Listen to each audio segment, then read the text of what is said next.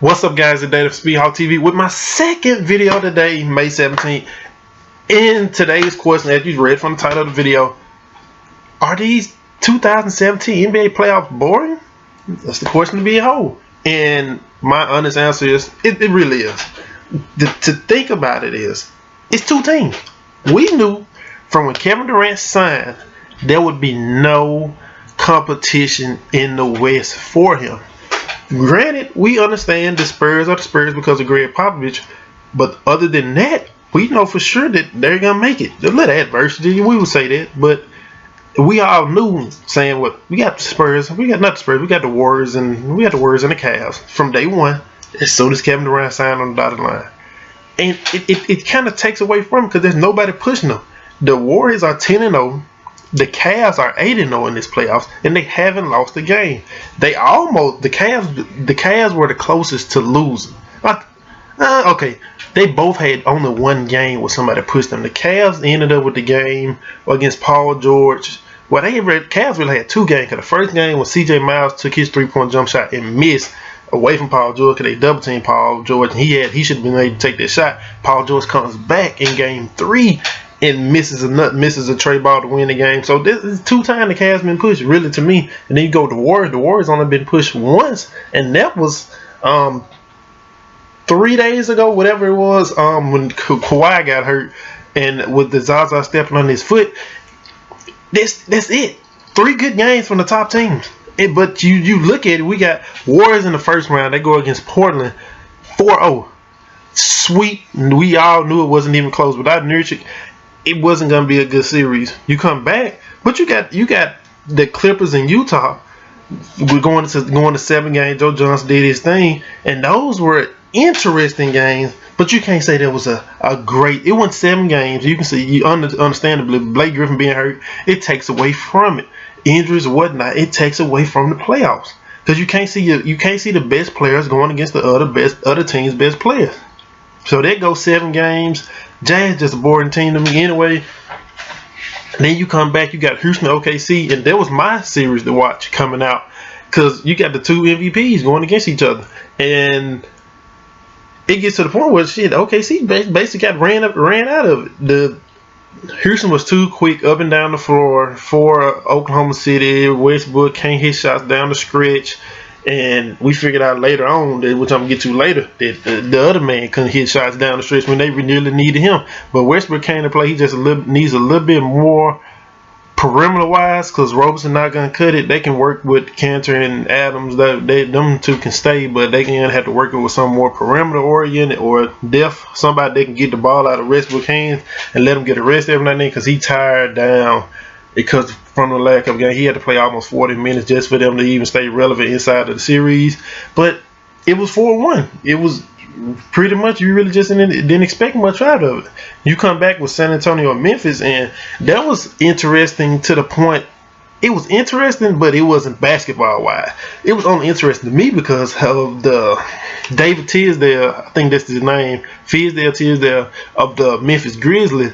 He comes out and says, hey, I know we're not the Spurs. I know I'm not Greg Popovich. I know we don't have Kawhi Leonard. But don't let us be chumps. We're not chumps. Don't let us be chumps because I think Kawhi had like 19 free throws, and they're not even a driving inside type team. And Memphis is the grit and grind. They down there banging down low, and Kawhi had more free throws than their whole team almost. So that's what that came from. That what made it interesting to me because I seen a coach sticking up for his players, and the players end up paying off his fine or whatnot. That's only what made it interesting to me, but I knew the Spurs were gonna win off top. I'm looking for a series where I'm like, man, I don't really know who's gonna win this. You come back with that was that series, then you come back with Golden State, goes to Utah. Knew it was a sweep. We ain't got to talk about it. Then you come back with San Antonio and Houston, and when Houston had ended up winning two games on San Antonio, you got a little intricate. I believe it won the first game, but the second game, Houston couldn't miss from 3. And then Pop locked up on them. But Houston couldn't miss it at one point in that series. And I was like, okay, they might have a chance. So I get it. One series that was interesting. out of the 1, 2, 3, 4 that I just named, or 5 that I just named, there's one series that was interesting. I want to say 2 because of the Houston Oklahoma City. It was good to watch them play. It wasn't good basketball wise, but it was good to watch them play in that series. And then we head to the East, which we got now, and we got Boston versus Chicago. That was interesting because Chicago was I want to say this. Chicago was up 2-0. Let me get this out of my way. Chicago was up 2-0 on them before Rondo got hurt, and then the Celtics won 4 straight. So the thing about that is, it was interesting because they came back and knowing how big Rondo was. It's funny because the West is better, but the East had the more slightly interesting games. But like I said, Rondo come down 0-2. They were up 2-0. Rondo gets hurt. They lose 4 straight. Couldn't stop Isaiah for nothing. I think he ended with 51 game. Yeah, I think they were this series or it was the series after this. And you come back, Washington, Atlanta. Not really. Milwaukee. That was end up being 4-2. You got Toronto, Milwaukee, 4-2 again.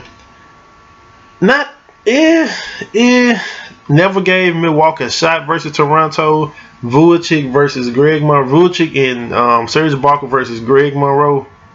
Not even the case for me. Like without Jabari Parker, Greek Freak, without that whole roster, that it's not really gonna work. Because even that Bucks team could rival the Warriors at sometimes because of their length and them not getting tired. They got stone cold opponents. Like they can run all day in there actually long. It's the point that they can run in that long, but they full strength, they're not really. And I really believe in Jabari Parker, but he's gonna end up being, I want to say, like a mini bust.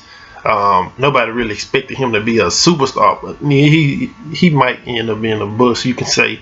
Cleveland, Indiana. Indiana had two games they can win out of it. They didn't even come close. Comeback best series by far. Boston versus the Wizards, and went 7 games, wearing all black to the arena. Isaiah versus John Wall, come down to the end. Kelly Olynyk. That was a great series. I give it that. Give it what it's due. That was a great series. Cleveland, Toronto, horrible. And now we got Golden State versus San Antonio 2-0, and then Boston versus Cleveland. So back to here. That's all we had. That's all we had. It wasn't really interesting. We all know who's gonna be there at the end of the day. We all know the Western Conference Finals is not worth anything now. We're expecting the Cavaliers to go through the Celtics. The only thing that will make it interesting is the Celtics give them a fight. And we'll have to see something different, because the thing I like about the Celtics is they end up getting open corner threes more than any team I ever seen, more than the Warriors. They always I guess it's because they shoot a slightly lower percentage, so people don't come out there on them as much. But I always see Marcus Smart, Crowder, and guys of that nature always open on the perimeter, which is kind of odd to me. And every time Isaiah Thomas does this, which he be traveling or carrying or whatever off this pick and roll, so it's always something with those guys. But it is boring. It's boring.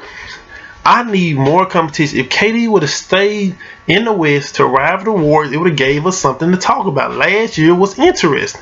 This year is really not. We need more than 2 teams to root for. Well, I know people got their own favorite team, but we need 2. We need more than 2. We need somebody to be like, okay, somebody finna challenge the Cavs. Okay, somebody finna challenge the Warriors. Not, we finna know we're gonna get there. We're gonna see in June who's gonna get it. Yada yada yada. Blah blah blah. So the question is it a boring series? I done called off every series. Yes, it is horrible this year. Need to stop the super teams. Somebody needs to go make their own right. Somebody, some group of guys. Okay, I say you need to stop the super team. Forget it. Make more. So I guess you get a more condensed. Then get 2, maybe give us 5 little mini super teams or whatever. 5 big 3s, big 4s, and we can work. The way the salary cap is, you can do it.